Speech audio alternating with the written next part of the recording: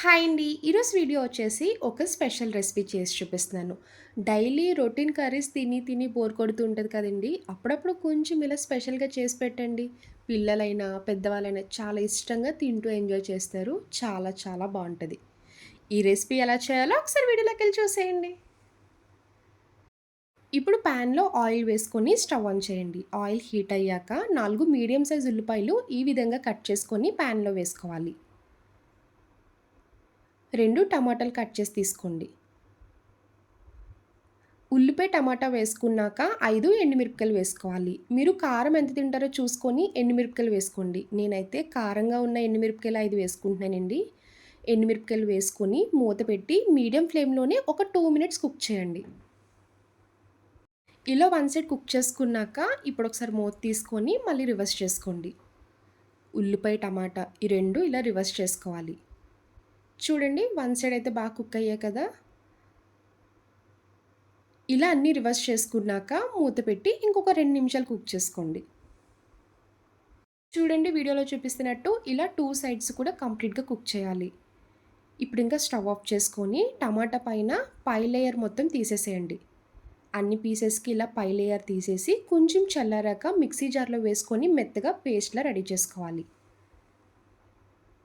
ఇప్పుడు మళ్ళీ stove on చేసుకొని అదే పాన్ పెట్టుకున్నాక ఆయిల్ ఉంది కాబట్టి ఇంక వేసుకోకండి. హాఫ్ టీ స్పూన్ జీలకర్ర, బిర్యానీ ఆకు, ఇలాచీ, లవంగ, బిర్యానీ చెక్క వేసి లైట్‌గా ఫ్రై చేశాక 5 బంగాళదుంపలు తీసుకొని ఇలా కట్ చేసి వేసుకోవాలి. నేనైతే కొంచెం చిన్న సైజు బంగాళదుంపలే తీసుకున్నానండి. మీరు కావాలనుకుంటే పెద్ద సైజు 3 తీసుకున్నా సరిపోద్ది. ఇలా చిన్నగా కట్ చేసి వేసుకోండి. బంగాళదుంపలు వేసుకున్నాక బంగాళదుంప సాఫ్ట్ అయ్యే వరకు కుక్ చేసుకోవాలి.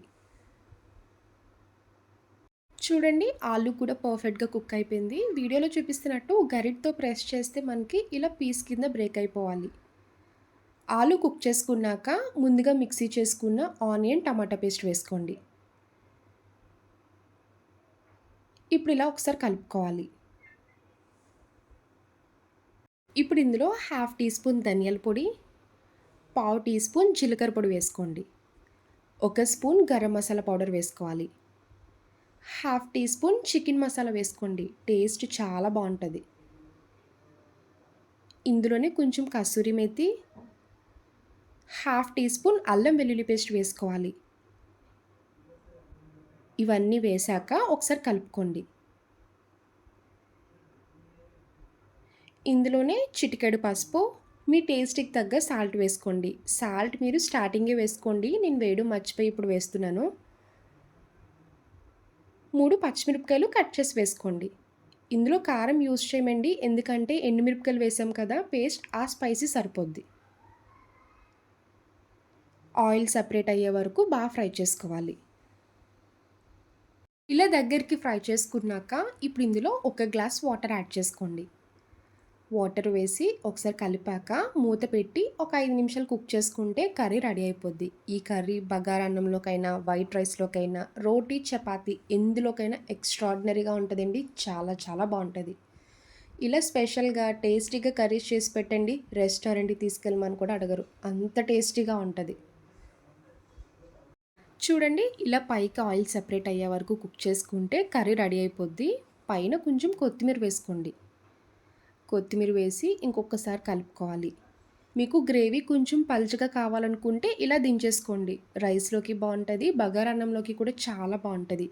అదే రోటీ, చపాతీలోకైతే ఇంకా కొంచెం దగ్గరికి చూడండి వీడియోలో చూపిస్తున్నట్టు నేనైతే చపాతీలోకి చేసుకుంటున్నానని ఇంకా దగ్గరికి కుక్ చేసుకున్నానండి.